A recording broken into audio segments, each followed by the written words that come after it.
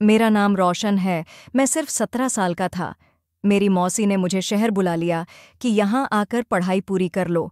मैं मौसी के घर रहने लगा, लेकिन मुझे रात को ऐसा लगता कि कोई मेरे साथ सो रहा है, लेकिन मैं ख्वाब समझकर भूल जाता। एक रात मुझे होश आई तो मेरी रूह कांप गई जब मौसी को।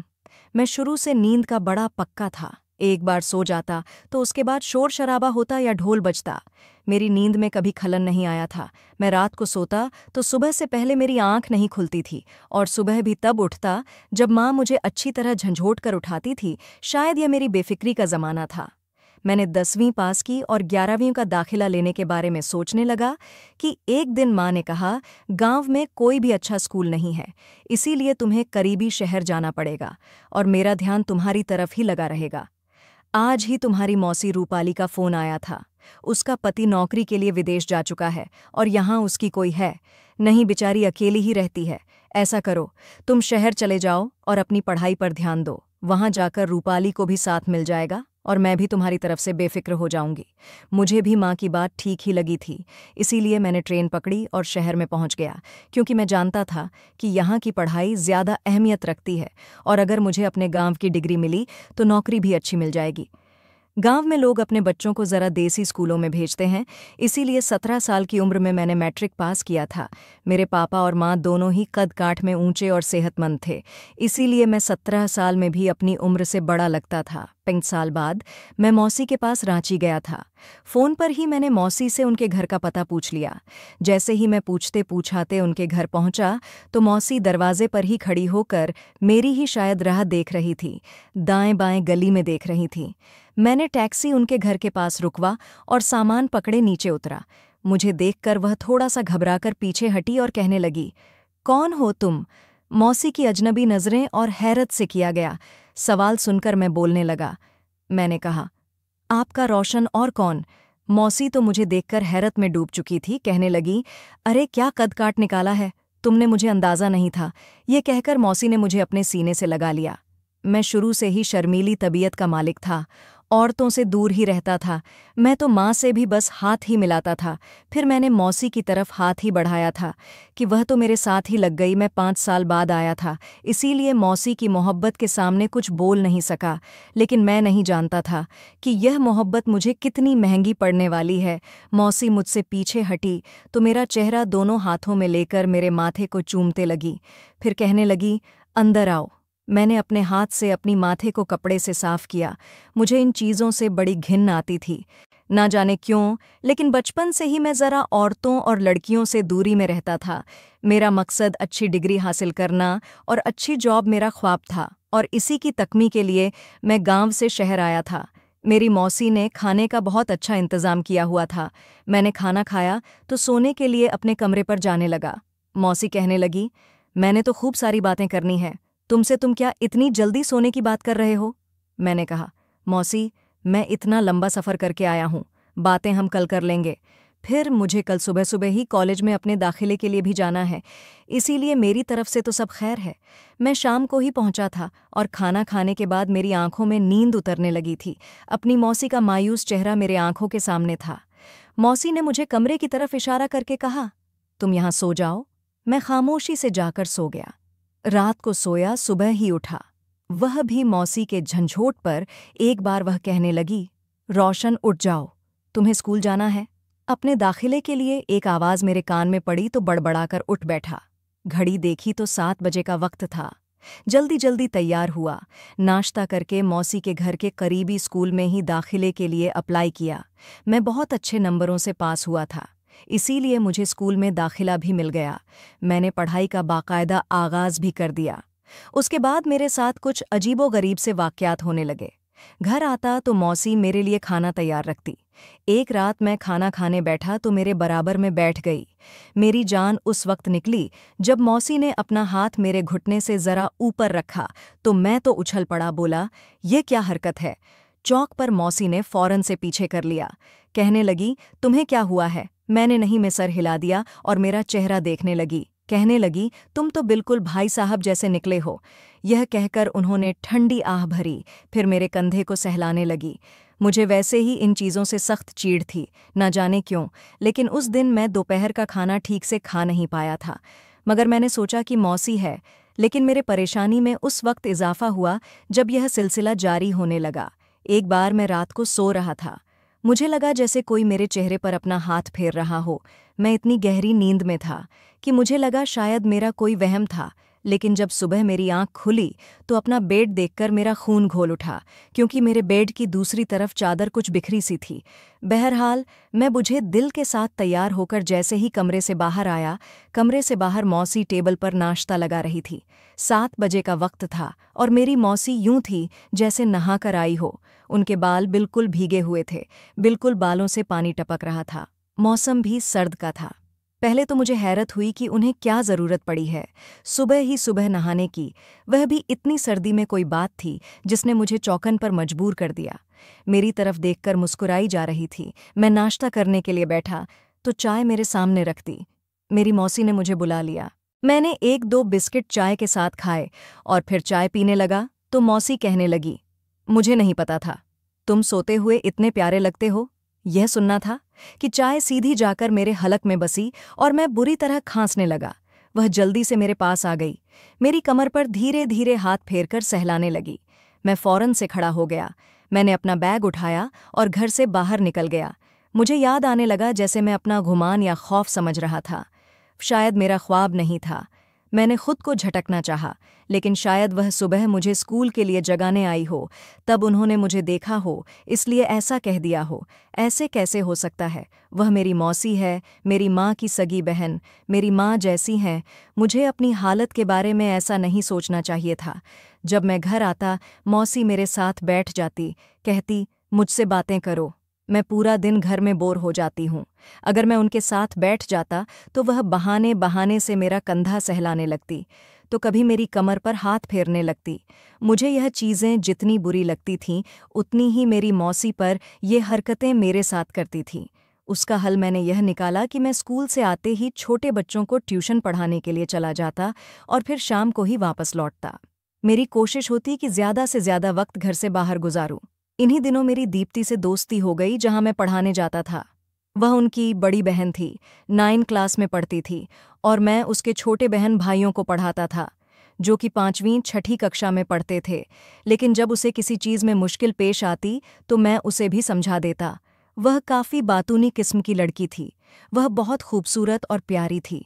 मैं ऐसा लड़का तो नहीं था, लेकिन ना जाने क्यों मुझे वह अच्छी लगने लगी थी। इसलिए हमने फ़ोन नंबर्स का अदला बदली भी कर लिया था। लेकिन हम लोग बातचीत कभी कभी ही करते थे।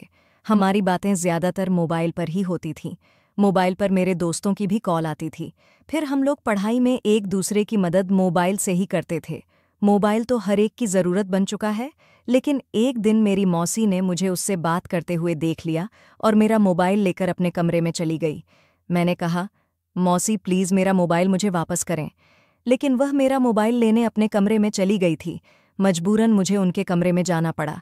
कहने लगी, मैं हरगिज़ तुम्हारा यह मोबाइल नहीं दूंगी, बस बहुत हो चुका। मौसी कहने लगी कि मेरे पापा को फ़ोन करेंगी, उन्हें कहेंगी कि रोशन पढ़ने के बजाय न जाने किन चक्रों में पड़ गया है, लड़कियों से बातें करता है। मैंने कहा, आपको माँ पापा को जो कहना है कहती रहे, लेकिन मेरा मोबाइल वापस करें, मुझे अपने दोस्तों से बात करनी होती है। यह कहते हुए मैंने उनका हाथ पकड़ा और उनके हाथ से अपना मोबाइल छीनकर कमरे से बाहर निकल गया। अपनी मौसी की हरकतों की वजह से मैं तंग आ चुका था।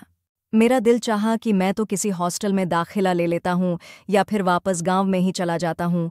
यह सोचते सोचते मेरी आंख लग गई। मैं इतनी गहरी नींद में था कि मैंने आज तक नहीं देखा था कौन कौन मेरे साथ रात भर मेरे चेहरे और गर्दन पर हाथ फेरता रहता। सुबह जब मेरी आंख खुली तो मैंने यूनिफॉर्म पहना।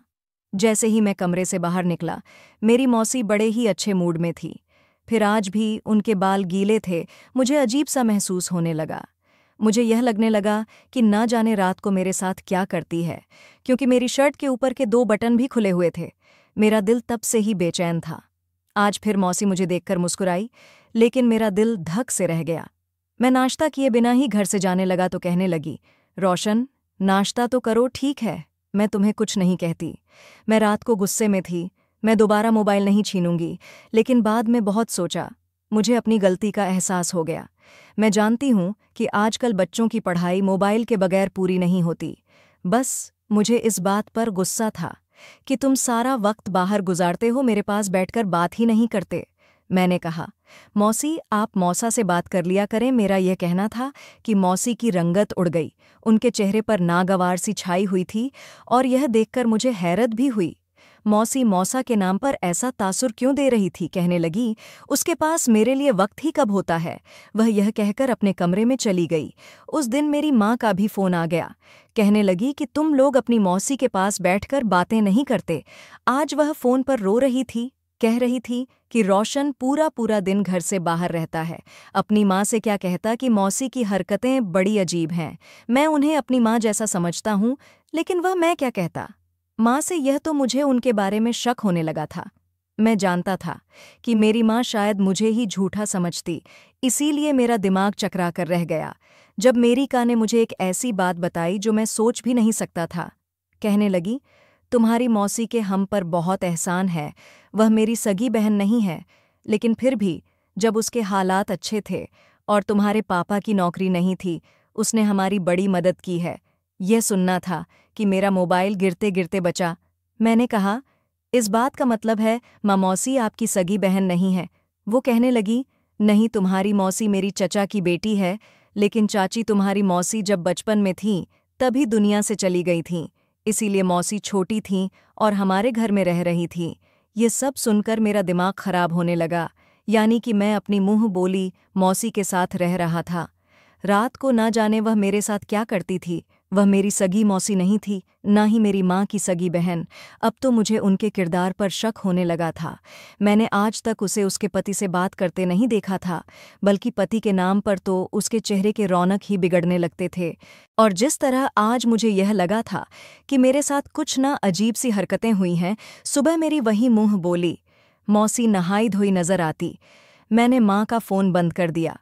मुझे कुछ सुनने की मुझ में मुड़ न थी। रात को मुझे बेचैनी से नींद नहीं आ रही थी। ऐसा पहली बार हुआ था, वरना तो मैं लेटते ही फौरन से सो जाता। मैं रात भर करवट बदलता रह गया, मगर मुझे नींद नहीं आई। ना जाने रात का कौन सा पहर था जब मेरे कमरे का दरवाज़ा खुला और मेरा दिल धक से रह गया। मैंने फौरन से अपनी आंखें बंद कर लीं। मेरे कमरे में कोई दाखिल हुआ था, क्योंकि मुझे लगा था कि मेरे कमरे का दरवाज़ा खुला है और बंद भी हुआ है। उसके बाद मुझे लगा कि जैसे कोई मेरे बराबर में लेट गया। इस एहसास ने तो मुझे जीते जी मार डाला। मैंने जैसे ही अपनी आंखें खोलीं तो मेरी मौसी मेरे बराबर में लगी थी। मैं उठकर बैठा। वह कुछ बौखला गई। शायद उन्हें उम्मीद नहीं थी कि मैं यह उठकर बैठ जाऊंगा। मैंने कहा, आप मेरे कमरे में क्या कर रही हैं? कहने लगी, मुझे डर लग रहा था। अपने कमरे में बड़ा खौफ आता है मुझे तन्हाई में। मैंने कहा, इसका मतलब यह तो नहीं आप मेरे कमरे में आ जाएं और मेरे बराबर में आकर लेट जाएं। मैं उठकर खड़ा हो गया। मैंने कहा, आप पहले भी मेरे कमरे में आती रही हैं। मुझे अफसोस से कहना पड़ रहा है कि जो कुछ आप मेरे साथ करती रही हैं वह मैं जानता हूँ। यह सुनना था कि वह घबरा गई और फौरन खड़ी हो गई। उसके बाद उन्होंने जो बात मुझसे कही वो मैं कभी सोच भी नहीं सकता।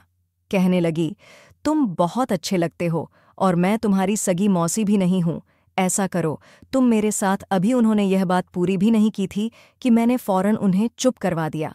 मैंने कहा, बस एक लफ्ज़ भी, इससे ज़्यादा नहीं। आपको शर्म नहीं आती? मैं कमरे से बाहर निकल गया और फौरन से छत पर चला गया। मुझे उस औरत पर बिल्कुल भी भरोसा नहीं था। ना जाने नींद में वह मेरे साथ क्या क्या करती। मैं उसे अपनी माँ का दर्जा देता रहा, ये समझता रहा कि वह मेरी सगी मौसी है। मुझे सर्दी के मौसम से घुटन का एहसास हो रहा था। मेरा दिल चाहा बस जल्दी से सुबह हो जाए और मैं यहाँ से चला जाऊँ। मैं अभी यह सोच रहा था जब मेरी मौसी बाहर में आई। फिर उन्होंने धीरे से मेन गेट खोला। मैं छत पर खड़ा हुआ था। मुझे साफ नजर आ रहा था। जैसे ही मेन गेट का दरवाज़ा खुला, जो शख्स अंदर दाखिल हुआ उसे देखकर मेरे होश उड़ गए। वह शख्स मौसी का पति था। मैं हैरान रह गया। अगर यह रांची में था तो फिर मौसी ने झूठ क्यों बोला कि वह विदेश में है? वह शख्स गुस्से से अंदर दाखिल हुआ। मौसी से कहने लगा कि तुमसे एक काम ना हो सका। जानती हो ना, तुम्हारा रोशन से शादी होना कितना ज़रूरी है। वह कहने लगी, मैंने उसे कहा था, लेकिन वह घर से चला गया। मैं क्या क्या कर सकती हूँ? मैं तो यह सब सुनकर रह गया था। यह कैसा पति था? मेरी मौसी का जो उससे इस तरह की बात कर रहा था, वह कहने लगा, फ़ोन करो उसे और वापस बुलाओ, हर हाल में चंद दिनों में उससे शादी करो, नहीं तो इस पर बदचलन का झूठा इल्ज़ाम लगा दो, कुछ भी करो, लेकिन कहीं से भी उसे वापस लाओ। यह कहकर वह शख्स मौसी के कमरे में चला गया और मेरी मौसी मेरे कमरे में चली गई। जिस घर में मैं रहता था वहां पर 2 ही कमरे थे। कुछ देर में सब सोच सोच कर परेशान होता रहा। क्या यह सब क्या माजरा है? मौसी का पति तो विदेश में नहीं था। यह सब क्या हो रहा था? फिर उन्होंने झूठ क्यों बोला? और उनका पति किस किस्म का मर्द था जो खुद अपनी बीवी की शादी मुझसे करवाना चाहता था? मैंने छत पर नजर दौड़ाई। एक छोटा सा स्टोर छत पर बना हुआ था। मैंने उसका दरवाज़ा खोला और वहां रखी हुई टूटी फूटी चारपाई पर लेट गया। जैसे तैसे मुझे रात तो गुजारनी ही थी, जाने कब और कैसी, लेकिन मुझे नींद आने लगी और मैं नींद की वादियों में खो गया। सुबह की रोशनी और चिड़ियों की आवाज़ से मेरी आंख खुली और मैं ये सोच ही रहा था कि मौसी और उसके पति के उठने से पहले पहले घर से निकल जाऊं। जैसे ही मैं सीढ़ियों से उतरा, उसी वक्त मौसी के कमरे का दरवाज़ा खुला था। मौसी का पति मुझे देख चुका था। इससे पहले कि मैं मेन गेट की तरफ जाता, उसने मुझे पकड़ लिया। कहने लगा, तुम ऐसे नहीं जा सकते। मैंने कहा, किस किस्म के इंसान हैं आप? होश में हैं कि आप क्या कह रहे हैं? मेरी एक बात कान खोलकर सुन लें, मैं किसी कीमत भी मौसी से शादी नहीं करूंगा। मेरा बुलंद लहजा सुनकर मौसी भी बाहर आ गई। मुझे देखकर हैरान तो वह भी थी। उनका पति कहने लगा, यह छत पर जाकर छुप गया था। शुक्र करो कि कहीं भाग नहीं पाया, वरना हमारे हाथ से ये चांस भी चला जाता। कहने लगा, इसे अभी कमरे में बंद कर देता हूँ और शादी की तैयारी करता हूँ। यह सुनकर मेरे होश उड़ गए। मैंने कहा, आप मेरा शादी ज़बरदस्ती नहीं कर सकते। मेरा यह कहना था कि मेरी मौसी हाथ जोड़कर मेरे सामने रोने लगी कि भगवान के लिए इनकार मत करो, तुम्हारी वजह से मेरा घर बच जाएगा। मैंने कहा, आपका दिमाग तो ठीक है, आप मुझसे उम्र में कितनी बड़ी हैं, आपको शर्म आनी चाहिए, और आप तो पहले से शादीशुदा हैं। इस तरह हमारा शादी नहीं हो सकता। और दूसरा यह कि क्या यह आपका पति इतना बेगैरत इंसान है? यह सुनना था कि मौसी का पति मुझे घूरने लगा। मौसी कहने लगी कि असल में तुम्हारे मौसा के साथ मेरी आए दिन झगड़े होने लगे थे, क्योंकि हमारे घर कोई औलाद न थी और मैं अपनी औलाद के लिए इलाज करवाना चाहती थी, लेकिन यह मानते नहीं थे। इसीलिए हमारे झगड़े खतरनाक हद तक बढ़ गए और एक दिन उन्होंने मुझे तलाक दे दी। लेकिन हमने यह बात किसी को नहीं बताई। उन्हें जब अपनी गलती का एहसास हुआ तो तलाक हो चुकी थी, लेकिन हम लोग गुनाह की जिंदगी नहीं जीना चाहते थे। इसलिए मुझे तो तुम्हारा ख्याल आया कि तुम छोटे हो, मेरी बातों में आ जाओगे और फिर तुम्हें डरा धमकाकर मैं तुमसे शादी कर लूंगी और इस तरह मेरा तुम्हारे तरफ से बच्चा हो जाएगा। मैं उसकी बात सुनकर चौंक कर रह गया। भला यह कौन सा तरीका था? मैंने कहा कि मुझे फिर भी यह शादी नहीं करना। मेरी मौसी कहने लगी कि यह बस नकली शादी होगा। मैंने कहा, मैं कैसे मान लूं? आप तो बिना शादी के ना जाने मेरे साथ क्या क्या करती रही हैं। कहने लगी, वह मैं नहीं बल्कि तुम्हारे मौसा थे। मैं तो बस तुम्हें शक में डालना चाहती थी ताकि तुम्हें यह लगे कि शायद मैं तुम्हारे साथ गुनाह कर रही हूं और फिर मैं तुम्हें धमकाकर तुमसे शादी करती। लेकिन अब तो तुम सच जान गए हो ना? मैं बोला, देखिए, भले ही आप मेरी सगी मौसी नहीं हैं, लेकिन मैंने हमेशा मौसी की नज़र से ही देखा है और मैं ये गुनाह नहीं कर सकता। आजकल टेक्नोलॉजी बहुत आगे बढ़ चुकी है। आप टेस्ट ट्यूब बेबी प्लान कर सकते हैं। यूं डरा धमकाकर किसी को अपने साथ जबरदस्त करवाकर आप ऊपर वाले के नज़र में कितनी बड़ी गुनाह कर रहे हैं। मेरी बातों से उनको अपनी गलती का एहसास हो गया शायद। मौसा कहने लगे कि अगर तुम चाहो तो हॉस्टल में जाकर रह सकते हो। मैंने अपना सामान उठाया और हॉस्टल चला गया, लेकिन मुझे फिर भी अफसोस था। ऐसा कदम उठाया ही क्यों जाता है जिसके बाद पछतावा हो। ऐसे ही कहानी सुनने के लिए प्लीज़ हमारे चैनल को सब्सक्राइब ज़रूर करें।